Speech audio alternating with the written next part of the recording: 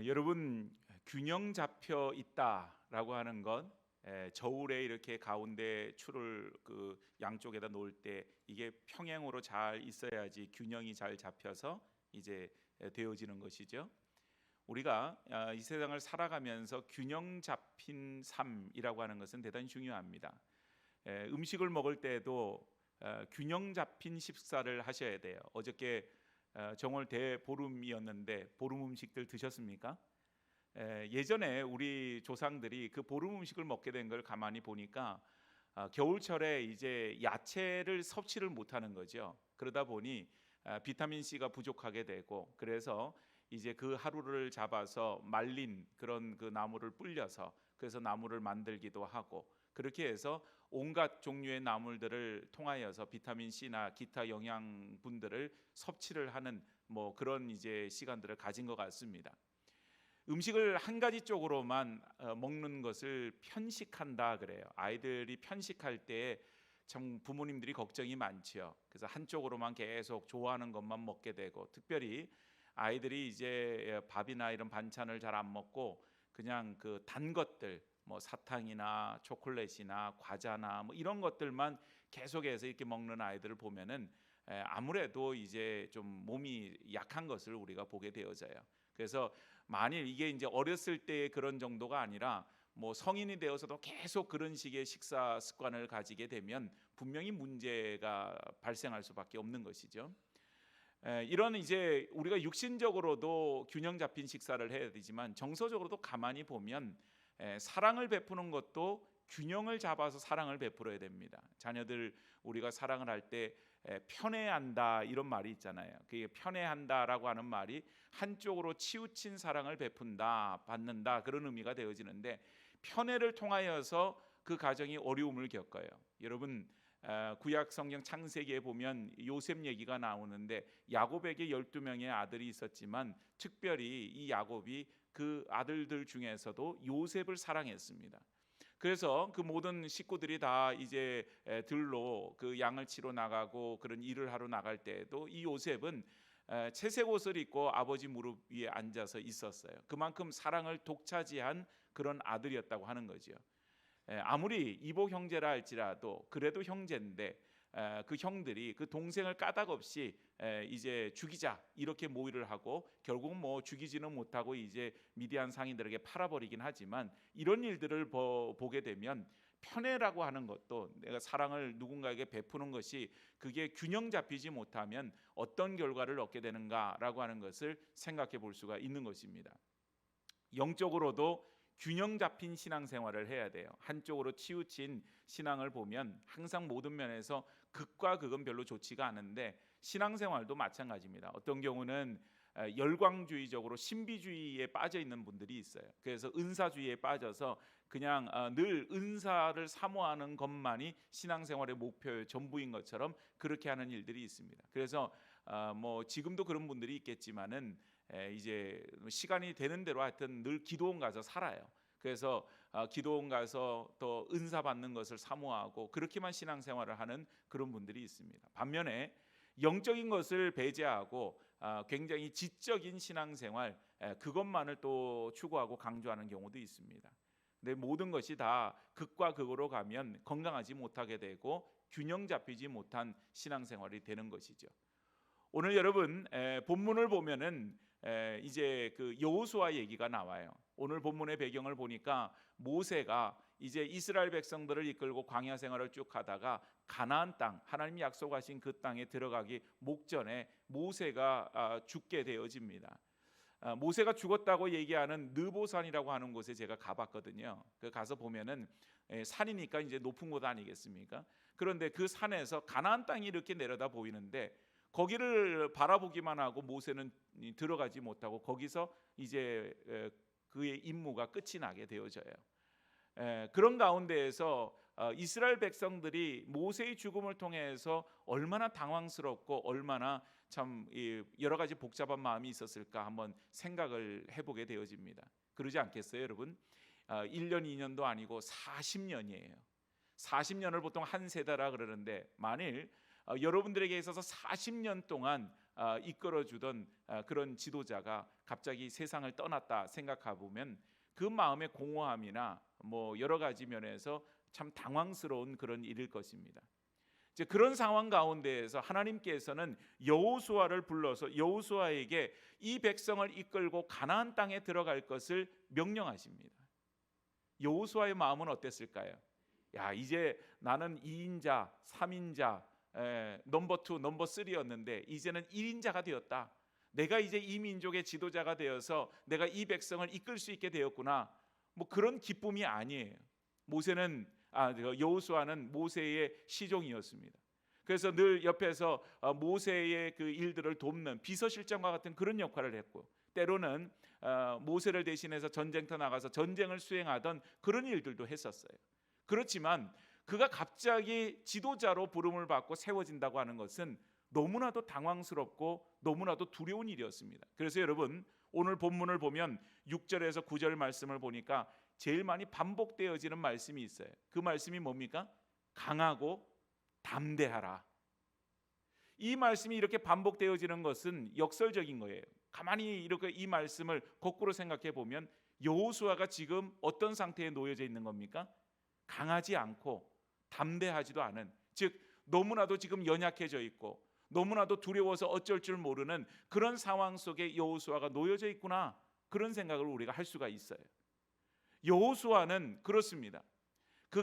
그게 가지고 있는 지식과 그가 가지고 있는 여태까지 모세 옆에서 보고 배웠던 그런 것으로 이 백성을 이끌고 나갈 그런 자신이 없는 거예요. 그래서 지도자로서 하나님 말씀을 받지만 그 일을 하기에는 너무나도 어렵다, 이렇게 생각이 듭니다. 그만큼 여러분, 모세의 그늘이 컸다고 하는 사실이에요. 한국 사회 속에서 여러 영향력을 미쳤던 많은 분들이 있잖아요. 정치적이든 문화적이든 뭐 여러 가지 측면, 종교적이든 다 마찬가지입니다. 거기에 이제 소위 말하면 거목이라고 하는 분들이 있어요. 커다란 업적을 이루고 영향력을 많이 미친 분들이요. 근데 그분이 이제 계시다가 돌아가시고 나면 그 제자들 중에 누군가 그 역할을 해야 되는데 그 그늘이 너무 커서 감당하기가 어려운 것을 봅니다.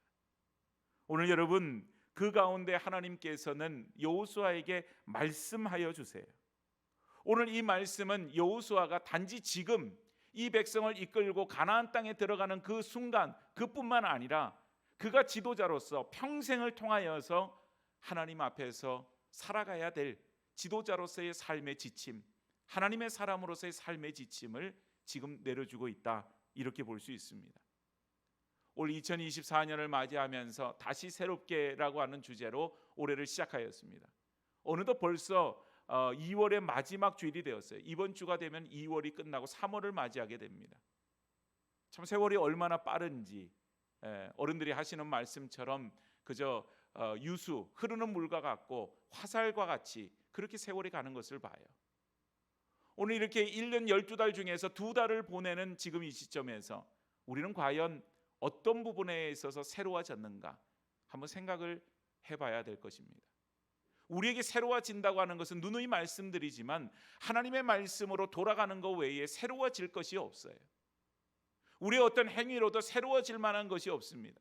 하나님 말씀 앞으로 다시 돌아가게 되어질 때 거기서부터 새로워짐의 시작이 되어진다고 하는 사실입니다. 사랑하는 여러분, 아직까지 우리가 말씀 가운데 서지 못하고 하나님 말씀을 붙들지 못한 가운데에서 세상의 방법과 법칙대로만 우리가 살아가고 있다면 오늘 여호수아에게 주신 하나님 말씀을 통하여서 그 말씀이 우리에게 주시는 말씀인 줄로 깨달아서 하나님 말씀으로 새롭게 되어지는 저와 우리 모든 성도들, 우리 교회가 되어지기를 간절히 축복합니다. 먼저 기억해야 될 것 첫 번째는 말씀으로 강하고 담대해져야 한다라고 하는 사실이죠. 아까 말씀드렸다시피 강하고 담대하라, 오늘 읽었던 6절에서 9절 말씀에 여러 번 반복하는데 6절에 보니까 강하고 담대하라, 7절에 보니까 오직 강하고 극히 담대하여, 또 9절에 보니까 강하고 담대하라, 두려워하지 말며 놀라지 말라, 이렇게 반복해서 하나님 말씀하시는 걸 봅니다.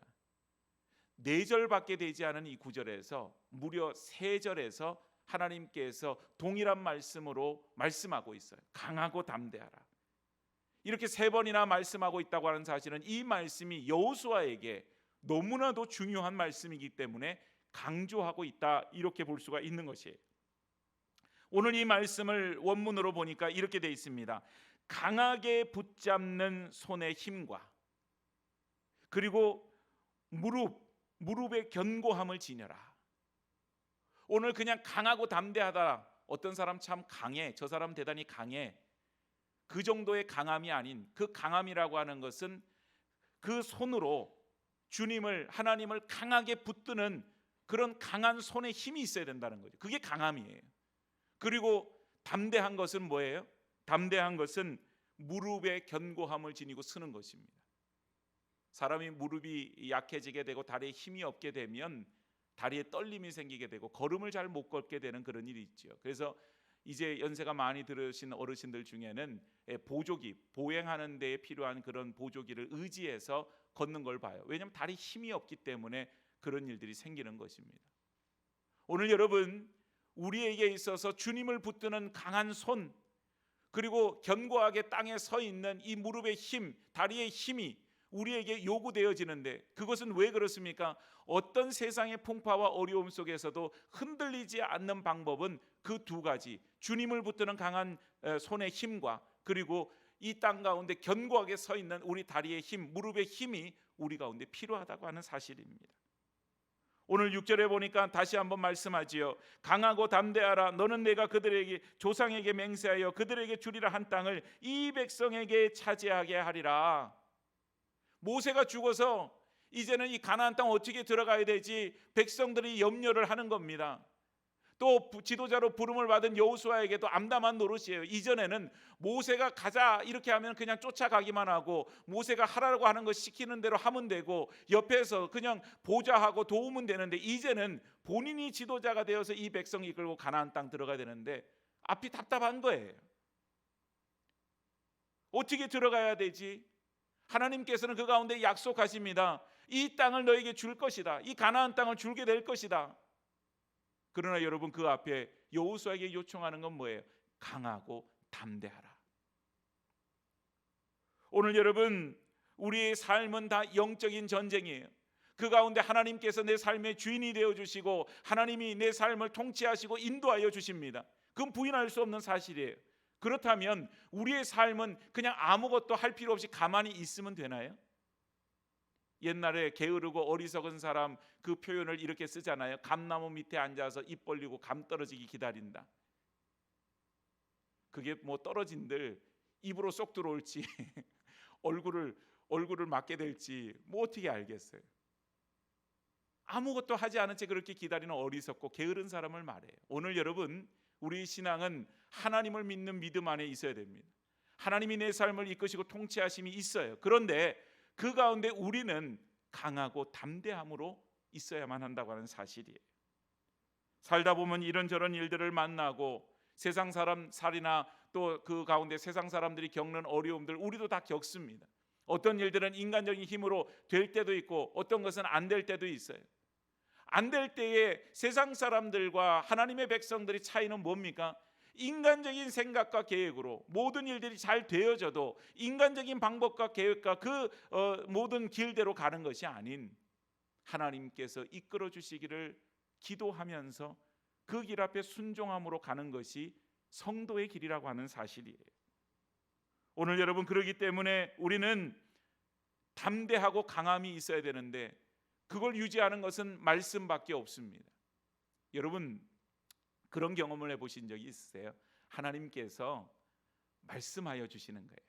환청이 되었던 꿈에서든 아니면은 내가 뭘 하는데 갑자기 망치로 내 마음을 쿵 하고 친 것처럼 그렇게 막 뭔가 충격적인 하나님 말씀이 들려오는 거예요. 그래서 이게 하나님 말씀이구나, 하나님께서 나에게 지금 이런 말씀을 해주시는구나, 그것을 깨닫게 되어질 때 그 말씀을 붙들게 되면 내 안에 여러 가지 얽히고 설켰던 여러 가지 문제들, 해결되지 못한 일들, 그런 일들이 여전히 내 앞에 놓여져 있음에도 내 마음에 있는 두려움이 사라져요. 그리고 하나님께서 평안함을 주세요.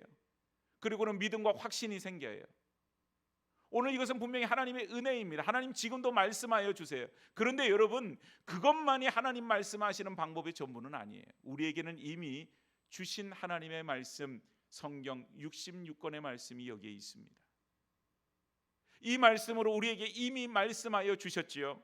그래서 오늘 하나님 말씀을, 이 말씀을 붙들 때에 우리에게는 말씀이 능력이 되고 말씀이 힘이 되어지는 것을 경험하게 되어지죠. 세상에서 우리가 사람들로부터 격려를 받을 때가 있어요.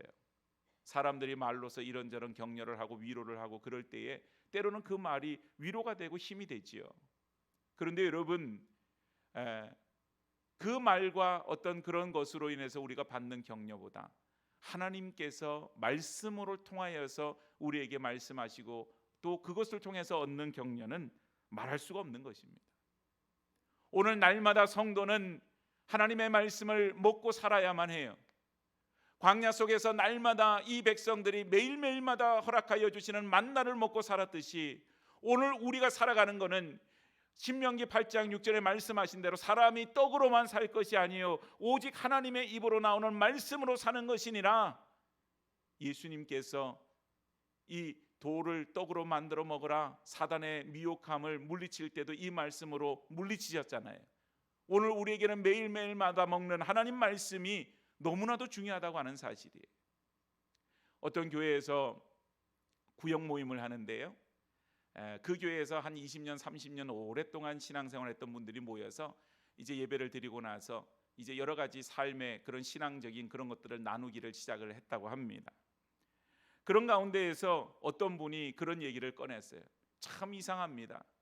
내가 20년 30년 이렇게 신앙생활을 했는데 그동안에 설교를 무지하게 많이 들었는데 기억나는 설교가 아무것도 없어요. 내가 1년이면 100편이 넘는 그런 설교를 듣는데도 기억나는 것이 아무것도 없습니다. 내 신앙이 뭔가 잘못된 건 아닐까요? 그리고 어떤 분이 그 얘기를 꺼냈대요. 그랬더니 옆에 있던 한 분이 그런 얘기를 하더랍니다. 그래요, 맞아요. 나는 뭐 20년 30년은 둘째치고 지난주 지지난주 설교한 그것도 기억이 안 나요. 내 신앙이 뭐가 문제가 있는 것 같아요. 요즘은 신앙생활에 회의감이 듭니다. 내가 신앙생활 바르게 하고 있나, 잘하고 있나, 이런 생각이 들어요. 그리고는 어려움을 토로했다 그래요. 여러분 어떠십니까? 여러분 지난주 설교 제목이 생각나세요? 지지난주의 설교 제목이 생각이 나세요? 지난주 지지난주는 쉬웠어요. 위기의 신앙생활 1, 2, 3, 4 한 달 동안 그런 제목으로 했으니까 뭐 그거는 기억하실 것 같은데, 근데 사실 많은 분들이 그래요. 지난주에 무슨 내용으로 설교를 했지? 지지난주는 뭘 얘기를 했지? 지난 수요일 날은 우리 전도사님이 설교를 하셨다는데 무슨 내용으로 설교를 했지? 사실 그거를 이렇게 나와서 설명해 보라 그러면 아무도 설명 못 할 겁니다. 그런데 그 얘기를 가만히 듣고 있다가 한 분이 이런 얘기를 해요. 아, 그래요? 근데 그거는 좀 잘못된 생각인 것 같네요. 그러면서 하는 얘기가, 내가 어렸을 때부터 지금까지 매일마다 하루 세 끼씩 밥을 먹는데 무슨 음식을 먹었는지 기억을 못해요. 어제 점심에 뭘 먹었는지, 그저께 저녁 때 뭘 먹었는지 나는 기억을 못합니다. 그런데 내가 지금 이렇게 건강하게 이렇게 살아가고 있는 거, 내가 그 음식 먹지 않았으면 분명히 건강하지 않았을 것 같아요. 그런 얘기를 하더래요. 그래서 거기 있는 많은 사람들이 깨달음을 얻었더랍니다. 여러분, 신앙생활은 기억하는 것도 중요하지만 우리에게 기억하지 못한다 할지라도 매일매일 하나님의 말씀을 영의 양식으로 먹고 사는 것이 우리에게 있어서 영적인 건강에 너무나도 중요하다고 하는 사실입니다. 오늘 여러분, 우리의 영혼이 건강해야 되지 않겠어요? 이 세상에 무엇으로서 우리가 영적으로 건강해질 수 있을까요? 어떤 것을 먹은들, 몸에 좋다고 하는 것을 먹은들 우리가 영적인 건강은 찾기가 어렵습니다. 육체의 연습은 약간의 유익이 있지만 경건은 범사에 유익하다 그랬어요. 경건 생활이라고 하는 것은 다름이 아닌 날마다 하나님 말씀 안에 거하고 날마다 기도하면서 하나님께로 가까이 나아가는 그런 신앙생활이 우리에게 그만큼 중요하다고 하는 사실입니다. 오늘 여호수아는 두려움에 있었어요. 이 백성, 이스라엘 백성들이 어떤 백성들입니까? 광야 생활 속에서 조그마한 어려움이 있으면 모세에게 득달같이 달려가서 원망과 불평을 쏟아놓고 심지어는 모세를 위협하기까지 했던 그런 백성들이 이 이스라엘 백성들이에요. 순종하지 않은 백성, 목이 곧은 백성, 하나님께서 바라보실 때도 정말 문제가 많은 이 백성, 이 백성의 지도자가 되어서 이 백성을 이끌고 가나안 땅에 어떻게 들어갈까? 마음에 두려움이 생길 수밖에 없는 것입니다. 우리의 삶 속에서도 여러 가지 어려움을 만날 때 마음에 두려움이 생겨요. 이 문제를 어떻게 이겨라고, 어떻게 해결하고, 어떻게 내가 이 문제를 다루어야 될까? 답이 없을 때가 많이 있어요. 그리고는 그 문제를 생각할 때마다 밤잠을 이루지 못하고 밤에 자다가도 벌떡벌떡 깨서 일어납니다. 오늘 여러분, 하나님이 오늘 저와 여러분들에게 말씀하세요. 강하고 담대하라. 내 손을, 하나님을 굳게 붙잡는 손의 힘으로, 그 강한 손으로, 또 내 다리를, 내 무릎을 견고하게 서서 어떤 어려움에도 흔들리지 않고 내가 가야 될 믿음의 길, 우리 주님이 걸어가셨던 그 십자가의 길처럼 그 길을 향하여서 담대하고 강하게 걸어가기를 하나님께서 말씀하여 주세요.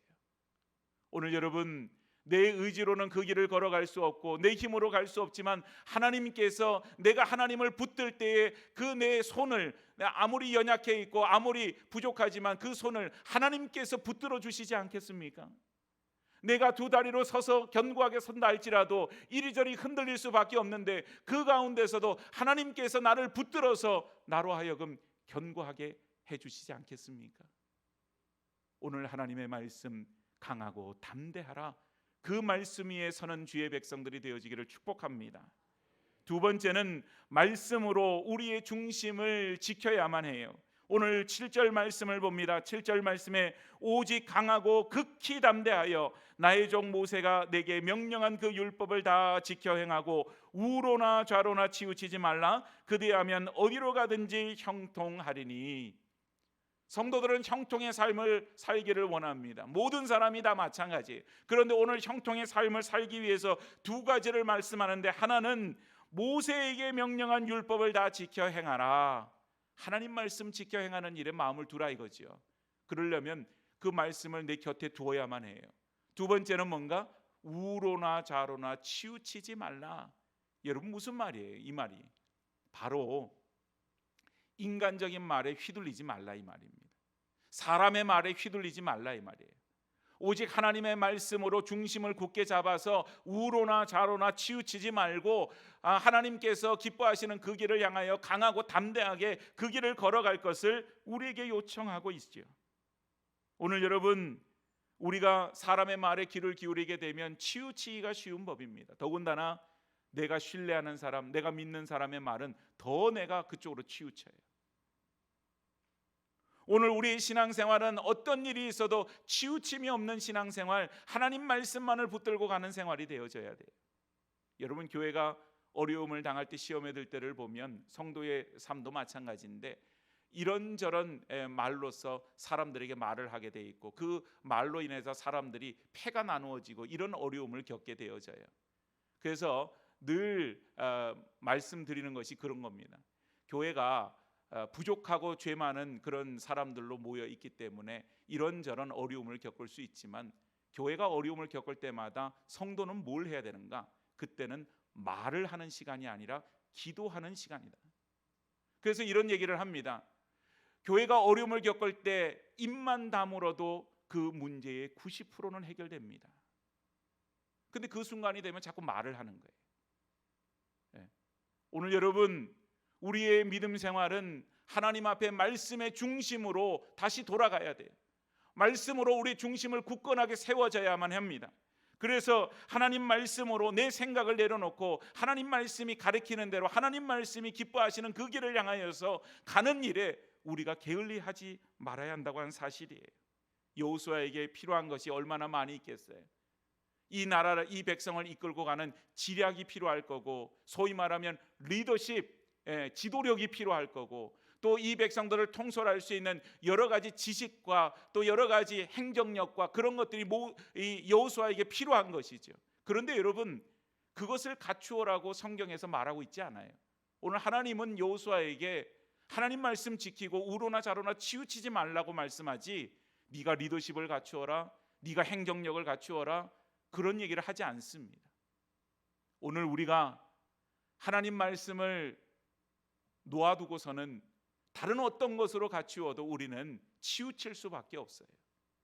사람이 가지고 있는 지식이나 또 평생을 살아오면서 가졌던 직업이나 그 눈은요 늘 그런 것을 봅니다. 제가 말씀드리죠.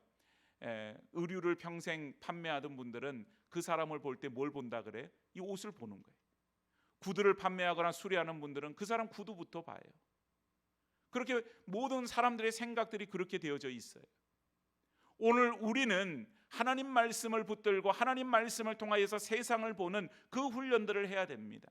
이건 훈련이에요. 말씀을 가까이 하고 말씀을 읽으면서 말씀을 통해서 세상을 바라보고 말씀을 통해서 여러 가지 뉴스들을 바라보고 그러므로서 말씀을 통하여서 그 일들을 바라보는 그런 우리 훈련이 필요해요.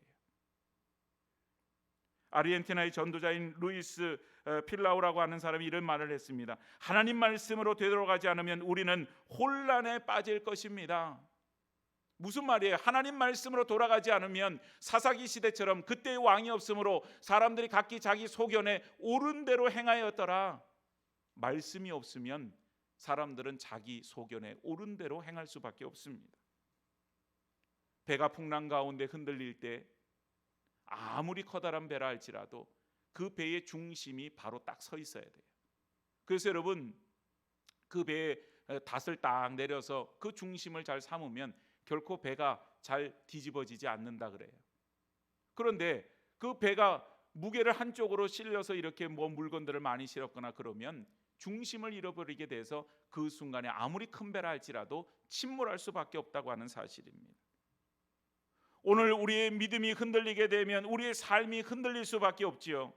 여호수아가 흔들리게 되면 이스라엘 전체가 흔들릴 수밖에 없습니다. 그래서 우리가 이 세상 가운데에서 믿음의 중심을 지키는 것, 어떤 세상의 풍랑과 그런 요동함이 있다 할지라도 우리가 흔들리지 않고 서 있는 것, 그것이 너무나도 중요한 사실이에요. 사랑하는 여러분, 오늘 하나님 말씀으로 굳건하게 서 있을 수 있기를 축복합니다. 하나님 말씀으로 서면 오늘 하나님 약속하고 있잖아요. 내 삶이 형통하게 될 것이다. 형통은요 로또 복권 1등이 아니에요. 정말 안 맞다가 정말 기적적인 확률로 1등 되는 게 그게 형통이 아닙니다. 하나님은 우리의 삶을 이끄시는 분이시잖아요.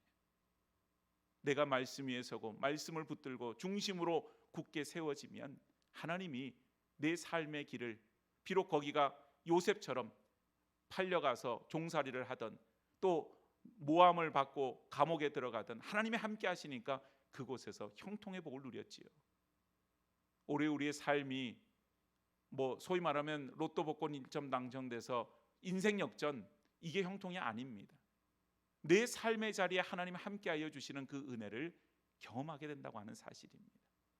오늘 저와 여러분들이 하나님 말씀으로 우리의 믿음의 중심을 세우고 좌로나 우로나 치우치지 않고 오직 하나님께서 우리를 이끄시는 대로 믿음의 눈, 말씀의 눈으로 그 길을 바라보고 담대함으로, 강함으로 그 길을 향해 나아갈 수 있기를 주의 이름으로 축복합니다.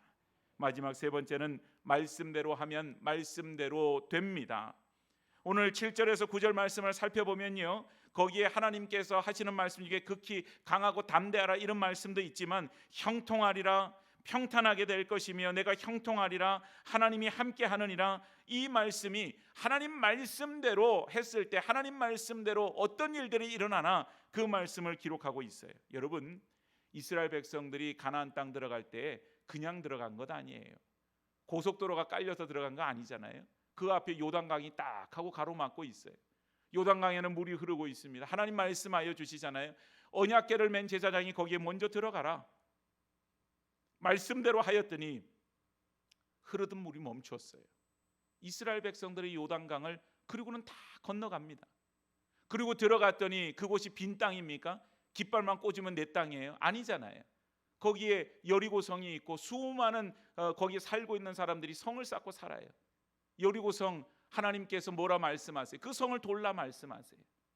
성을 돌았더니 그 성이 무너졌어요. 승리하게 된 것입니다. 아이성 전투에서 비록 아간의 범죄로 패하기는 했으나 그러나 그 성도 무너뜨렸어요. 하나님 말씀대로 순종하면서 그 길을 향해 나아갈 때 그 가나안 땅의 많은 곳들을 이스라엘 백성들이 차지하게 됐어요. 나중에는 말씀대로 제비 뽑아서 12지파가 그 땅을 분배하게 되었어요. 하나님께서 그 땅을 내게 주리라 말씀하신 대로 이루어진 것입니다. 오늘 여러분, 이 모든 것은 하나님 말씀에 순종하였기에 가능한 일이었어요. 우리가 신앙생활하며 순종해야 된다는 건 너무 잘 아는데 문제는 뭡니까? 그게 어렵다는 데 문제가 있습니다. 왜 그래요? 순종에는 내 생각을 내려놔야 되기 때문에. 오늘 예수님 십자가에 달리시기 전에, 그 길을 걸어가시기 전에 겟세마네 동산에서 기도하시죠. 아버지여, 내 원대로 마옵시고 아버지의 원대로 하옵소서. 주님께서 그 모진 길, 고난의 길, 그래서 너무나도 고통스러운 그 길을 걸어가실 때 마음의 부담이 있어요. 그래서 하나님 앞에 뭐라고 기도하십니까? 할 수만 있거든 이 잔을 내게서 옮겨 주시옵소서. 오늘 예수님이 참 인간이셨기에 인간으로서 당하는 그 고통을 예수님 피하고 싶었어요. 그러나 중요한 것은 내 원대로 마옵시고 아버지의 원대로 하옵소서. 오늘 여러분, 이것이 진정한 순종이 아니겠습니까? 순종할 때 하나님께서는 십자가에 그 피 흘린 그 공로를 통하여서 저와 여러분들이 구원받는 은혜와 역사를 허락하여 주셨습니다. 오늘 여호수아의 순종을 통하여서 가나안 땅이 정복되어지고 그 땅이 분배가 되어져요. 모세의 순종을 통하여서 이스라엘 백성들이 출애굽하여서 광야 생활을 해나올 수가 있었어요. 오늘 여러분, 순종은 하나님의 역사를 보게 되어지는 귀한 통로인 줄로 믿습니다. 오늘 우리의 생각이 우선되어지고 내 생각이 먼저 되어지면 순종하기 어려워요. 오늘 말씀대로 순종하면 말씀대로 되어진다. 이것이 우리의 삶 속에서 이 성경에 나와 있는 얘기뿐만 아니라 오늘 우리의 삶 속에서도 여전히 살아서 역사하시는 하나님의 은혜 역사가 있는데 우리가 그 역사를 경험하지 못하고 살아요. 왜요? 말씀대로 하지 않기 때문입니다. 사랑하는 여러분, 하나님의 말씀은 그저 우리가 곁에 두라라고 해서 이 말씀이 내 집에 있고 교회 오면 이 성경책이 뒤에 있고 그것이 곁에 두는 게 아니잖아요. 하나님 말씀은 읽어야 하는 것입니다. 하나님 말씀대로 우리가 살려고 하면 하나님 말씀이 우리에게 말씀하시는 걸 들어야 하는 것입니다. 이제 교회는 우리 광고 드린 대로 3월 달부터 성경 일독반을 운행할 것입니다. 성경 일독반을 통하여서 성경 읽으세요 그렇게 얘기하는 시간이 아니에요. 성경이 뭘 말하고 있는지를 가르쳐 드려요. 그리고 제대로 알고 성경을 읽을 수 있도록 도와드립니다. 그런데 여러분, 가만히 생각해 보세요. 내 평생 신앙생활하며 성경 한번 못 읽고 주님 앞에 간다면 주님께 얼마나 우리의 면이 안 쓸 것인가, 얼마나 부끄러울 것인가. 오늘 우리의 신앙이 그렇게 성경이 중요하고 말씀이 중요하다고 그렇게 절절히 말하고 있는데, 성경 곳곳에서 다시 말씀으로 돌아갈 것을 그렇게 말하고 있는데, 우리가 다시 새롭게 되어지는 것도, 우리의 믿음 생활이 바로 세워지는 것도 말씀 외에는 답이 없는 것입니다. 사랑하는 여러분, 강하고 담대하기를 원하십니까? 우리의 삶이 형통하기를 원하십니까? 다른 것으로는 길이 없어요. 하나님 말씀 가운데 세워지는 일입니다. 우리 모든 교우들이, 우리 교회가 하나님 말씀으로 세워져서 다른 어떤 것으로가 아닌 하나님의 말씀으로 우리가 온전히 세워져서, 그래서 그 일을 통하여서 새롭게 되어지고 그 일을 통하여서 우리가 우로나 좌로나 치우치지 않는 그런 믿음의 사람들이 되어지기를 주님의 이름으로 간절히 축복합니다.